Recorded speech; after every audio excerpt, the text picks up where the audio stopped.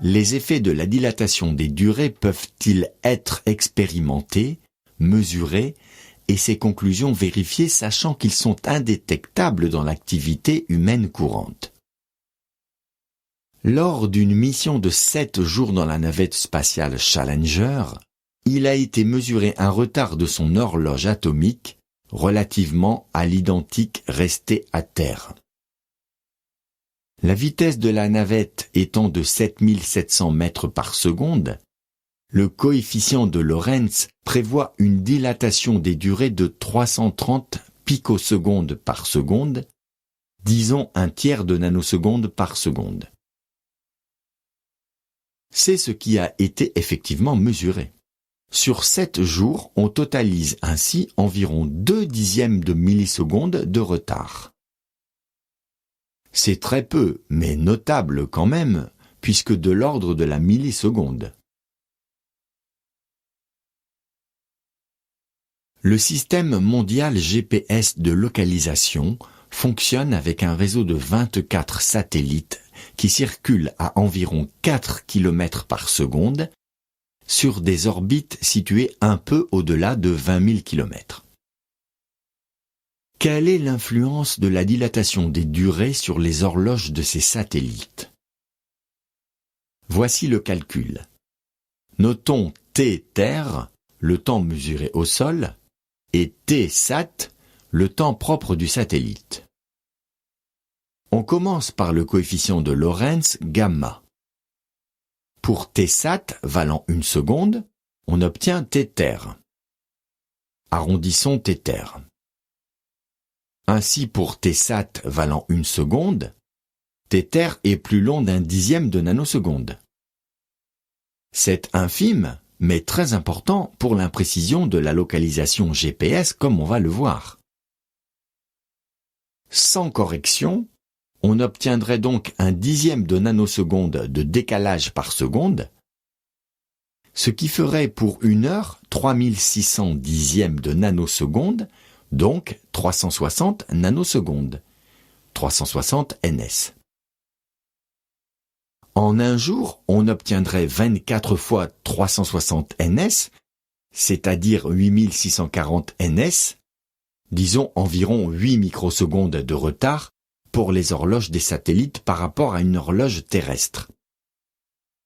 Ceci induirait une erreur de localisation de plus de 2 km.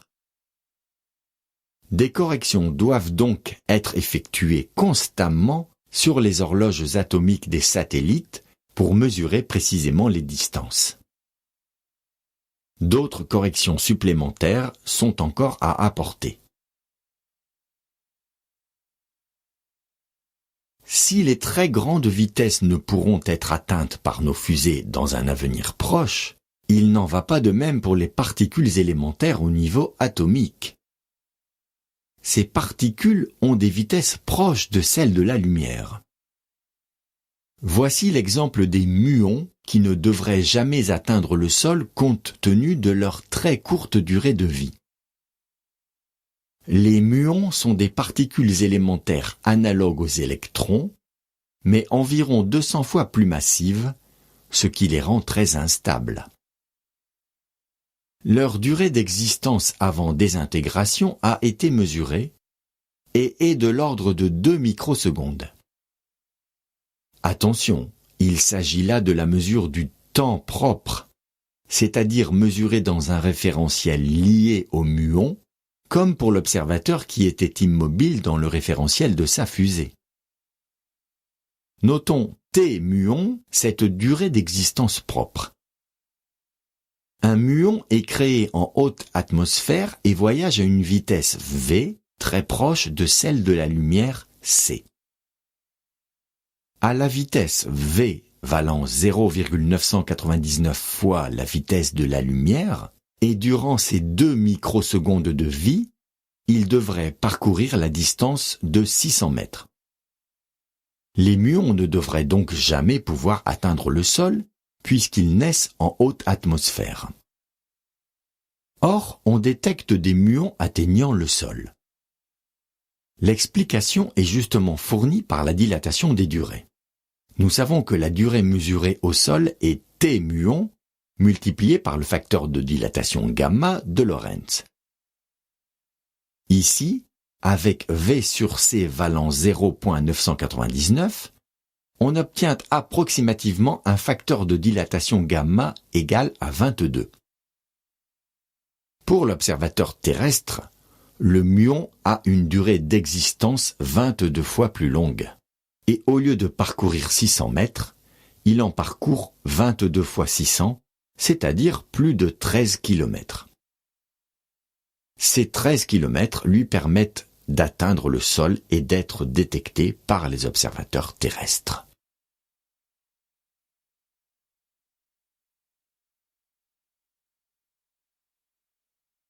Voici un autre aspect de la relativité de la mesure du temps.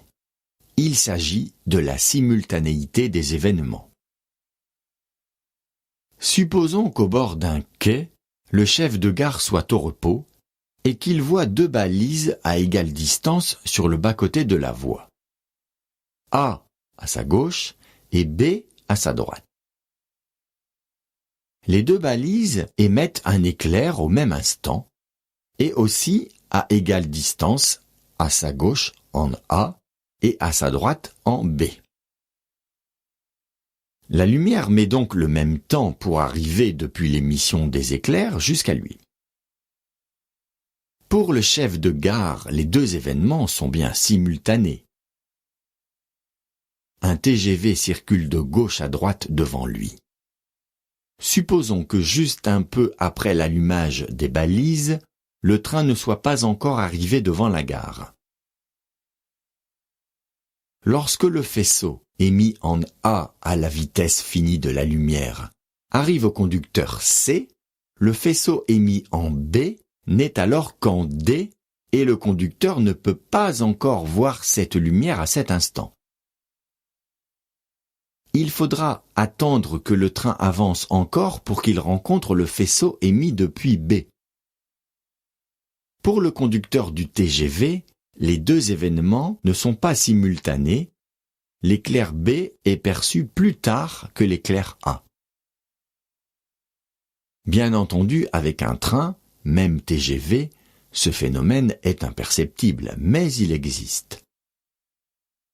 Il ne serait plus du tout négligeable pour une configuration analogue avec une fusée à très grande vitesse. Retenons que les événements ne sont pas simultanés pour des référentiels en mouvement l'un par rapport à l'autre. La notion de simultanéité n'est pas absolue. Résumons donc l'essentiel. La vitesse de la lumière est constante dans le vide et infranchissable matériellement. Lorsqu'un référentiel se déplace par rapport à un autre référentiel, l'horloge du référentiel en mouvement retarde par rapport à celle de l'autre référentiel. Il n'y a pas de temps absolu. Il n'y a pas de simultanéité absolue. Puisqu'il n'y a pas de temps absolu, n'y aurait-il pas d'espace absolu non plus? Eh bien, en effet, il n'y a pas d'espace absolu. Associé à la dilatation de durée, existe une contraction des longueurs, mais ceci sort du cadre de nos considérations temporelles.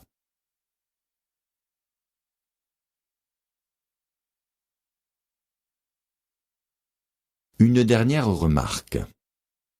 Nos considérations étaient en fait basées sur la théorie de la relativité restreinte. La théorie de la relativité générale inclut la gravitation, cette force qui en particulier tend à faire tomber les objets vers la Terre. Elle prouve par exemple qu'une horloge placée en haut de la tour Eiffel avance par rapport à une horloge au pied de la tour. Revenons aux horloges des satellites GPS. Nous avons vu que, du fait de la dilatation des durées, elles subissent un retard d'environ 8 microsecondes,